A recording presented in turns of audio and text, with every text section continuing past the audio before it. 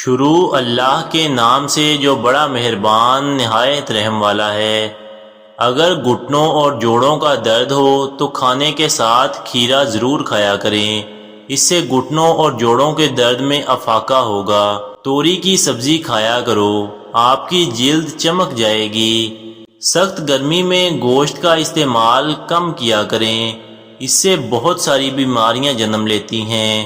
اگر تیز بخار کے ٹھیک ہونے کے بعد منہ پر چھالے آ جائیں تو زیرے والا نیم گرم پانی پی لیں، اس سے منہ پر بنے ہوئے چھالے ختم ہو جائیں گے۔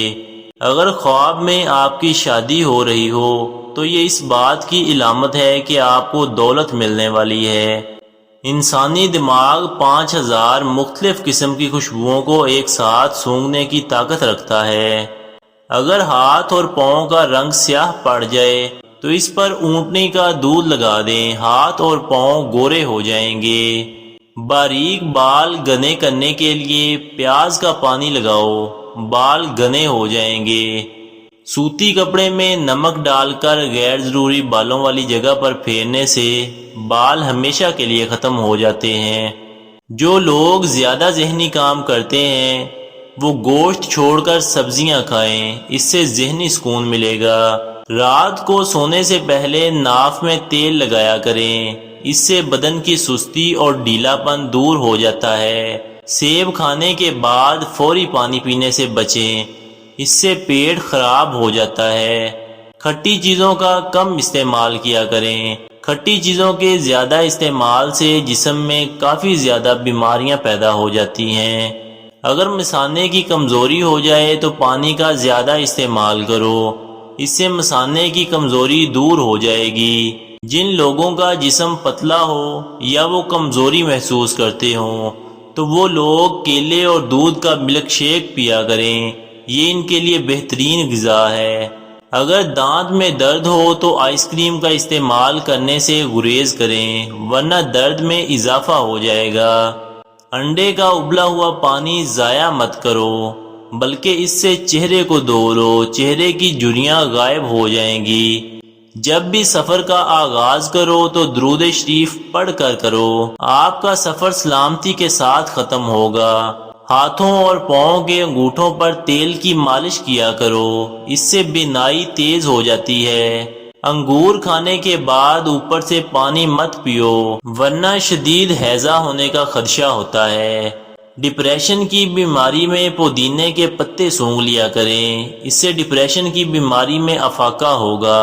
تیزابیت سے بچنے کے لیے کھانا ٹھہر ٹھہر کر اور چبا چبا کر کھانا چاہیے، اس سے وزن بھی کم ہونے لگتا ہے۔ حکیم لقمان کہتے ہیں اگر اپنے معدے کی حفاظت کرنا چاہتے ہو اور معدے کو ہر قسم کی بیماری سے بچانا چاہتے ہو تو کھانا کھاتے وقت ہر لقمے کو کم از کم 33 بار ضرور چبا کر کھایا کرو۔ شوربے والے سالن میں روٹی بھگو کر کھانے سے قبض کا خاتمہ ہو جاتا ہے۔ گرمیوں میں ٹینڈوں کے سالن کا زیادہ استعمال کریں، یہ ہائی بلڈ پریشر کے مریضوں کے لیے بہت مفید ہے۔ جن عورتوں کو زیادہ ماہواری آتی ہو ان کو کچنار کا استعمال زیادہ کرنا چاہیے۔ اگر بال زیادہ گر رہے ہوں تو مکھن میں نمک ملا کر سر پر لگاؤ، بال گرنا بند ہو جائیں گے۔ اگر مہندی کو گولنے کے لیے املی والا پانی ڈال کر اس کو گھول لیا جائے تو مہندی کا رنگ پکا ہو جاتا ہے۔ چھوٹے بچوں کے پٹھے مضبوط کرنا چاہتے ہو تو ان کو نمک والے نیم گرم پانی سے نہلایا کرو۔ پرانے اچار کے تیل کی سر پر مالش کرنے سے بال گرنا رک جاتے ہیں۔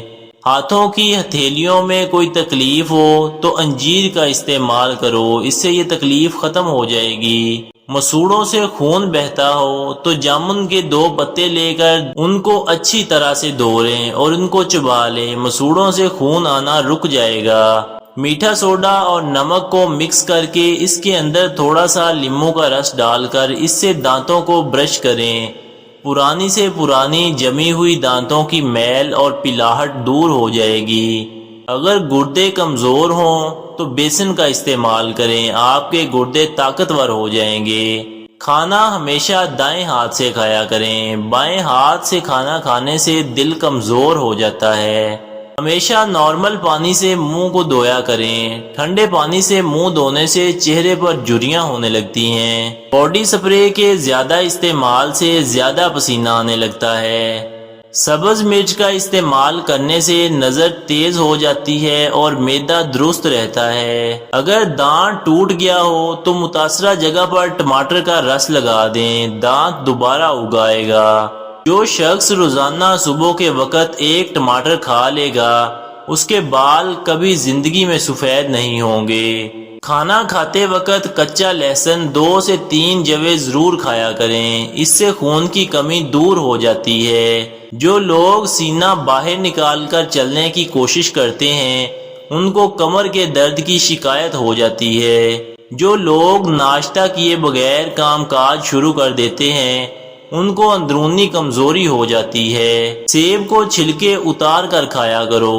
سیب کو چھلکوں سمیت کھانے سے قبض کی شکایت ہو جاتی ہے۔ جو عورتیں حاملہ یا بچوں کو دودھ پلاتی ہیں وہ کم از کم 12 گلاس پانی ضرور پیا کریں، ورنہ جسم میں پانی کی کمی ہو جائے گی۔ جس کو الرجی ہو وہ جامن کے پتے چبا لے، الرجی فوری دور ہو جائے گی۔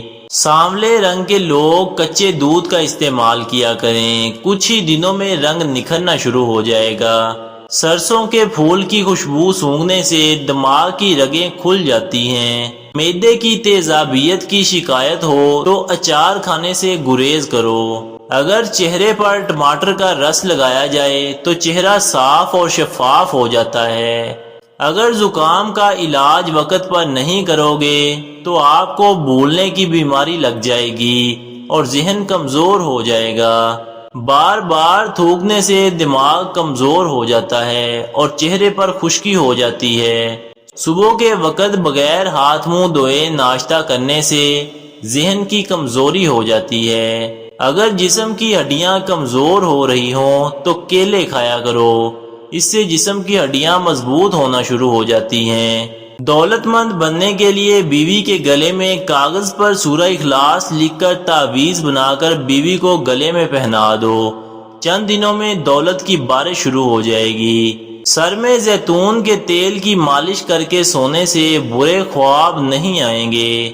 بالوں میں روزانہ صبح و شام کنگھی کرنے سے بال گرنا بند ہو جاتے ہیں۔ زیادہ دیر تک رات کو جاگتے رہنے سے چہرے کی رونق ختم ہو جاتی ہے۔